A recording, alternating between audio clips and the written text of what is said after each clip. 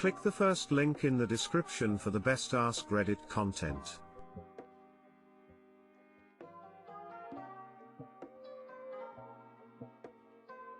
How will we, 25F and 25M, know when it's time to try for a baby? My husband and I have been married a year, together 7 total. We both work and live relatively comfortable lives. We got married knowing that we'd like to have at least 1 child, but we're just unsure when that will be. First off, we know it's not going to be anytime soon. We haven't even been on our honeymoon yet, thanks coronavirus. I also had some personal goals I want to achieve first, but they've proven to be difficult for me, so it may not be practical to wait until then. We'd also like to buy a home first, but we plan to do that next year. My husband was born ready to be a dad. I'm sure he'd go for it as soon as I said I'm ready, but I don't know how I'll know when I'm ready. Right now it sounds terrifying to have a child, and I wonder if it'll ever stop feeling terrifying.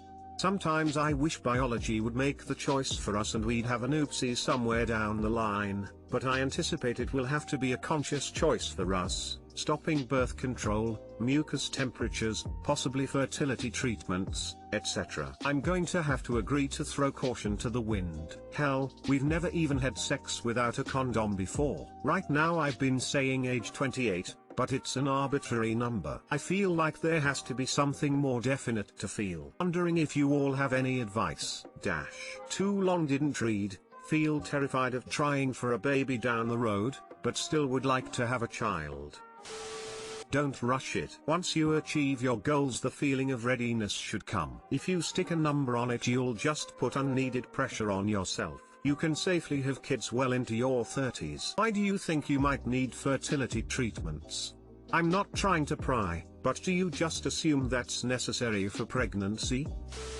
Figure out your milestones and also what to do if those suddenly go out of reach. Parenthood hits many people differently, and you may never have the socially acceptable feelings. I would, however, look very hard at childcare costs and your expected careers. Schools are a major factor in child rearing, and, thus, house locations. Yes, we are planning to buy a house in a neighborhood known for good school districts. We can afford daycare and such as well. Since you know that you don't want a baby in the next year, then I'd just wait until then to revisit the topic, if your husband is okay with that. A lot can change in a year, and maybe sitting on it for that long will provide you some clarity. Sometimes though you will never feel ready. Having a kid is a major thing, so it depends on what you mean by ready. By all means set some life milestones to have accomplished, but if those are done and you are in a good place but you still don't feel ready, you should go for it anyway if you are still sure you want children. It's a big commitment, and not feeling ready means you are aware enough of what lies ahead and actually realize how life-changing it will be. It's not entirely a bad sign compared to being blasé about the whole thing. Being scared is natural, so don't feel bad about not feeling ready. When the time comes, I am sure you will be a great mum. We were much like you, had goals and things we wanted to accomplish first. We set a date in the future to start. And that time came, it still didn't feel right, so we kept waiting. About 6 months later, it just clicked. It felt right. We had good, stable jobs, money saved, a home. We were ready for it to not be about us anymore. Unfortunately, we have fertility issues and have been trying for more than 2 years since then. If you suspect fertility issues, I would remove your birth control earlier rather than later. It can take quite a while to figure that all out. We wastes pretty much the whole first year TTC because of it. You can use condoms or withdrawal instead. Yeah, I'm going to have a hard time once I go off BC. Basically every time I've tried to go off, either I don't menstruate for months or I just bleed or spot for weeks at a time.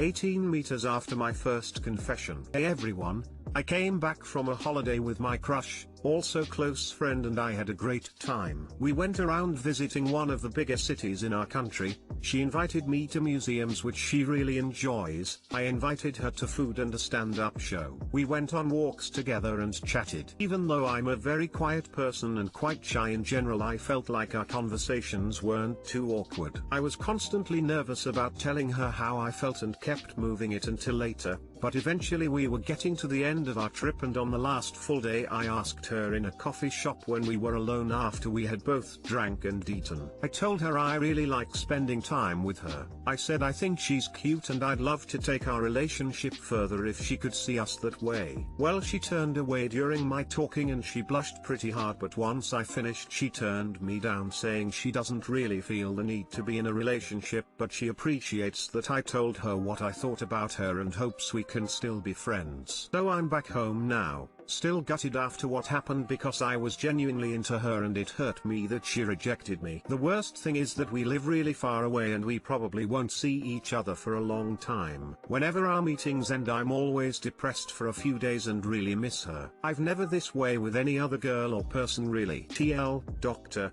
I got rejected by the girl of my dreams. If you can continue the friendship without seeking more, and if you can be genuinely happy to be her friend, you should continue. It may take time to get there, but it sounds like there's no immediate pressure to decide. If you are only staying friends in case she changes her mind, you should end it. It's not fair to her, and you'll drive yourself crazy.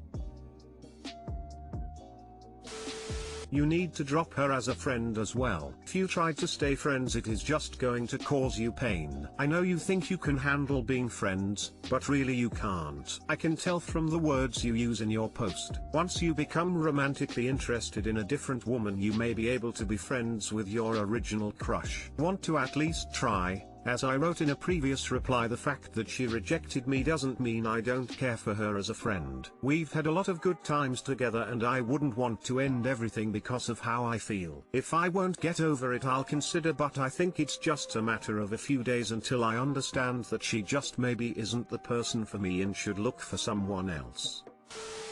23F have a first date on Saturday W/24M, and I am nervous that I am being played. Hi everyone. I, 23F, have not really been able to open myself up emotionally since my last heartbreak, about 5 years ago. I have dated people casually, but nobody really struck my fancy nor was I fully emotionally ready. Now, I feel a lot more ready, still not 100%. And I have been trying to be more active on online dating. I recently matched with a guy, 25M/, who I am meeting for a meal on Saturday. We've had really good banter, and I genuinely really enjoy talking to him and the feeling seems mutual. I have gotten a lot of good signs from our texting and have started to get excited already, thinking maybe this could actually work out.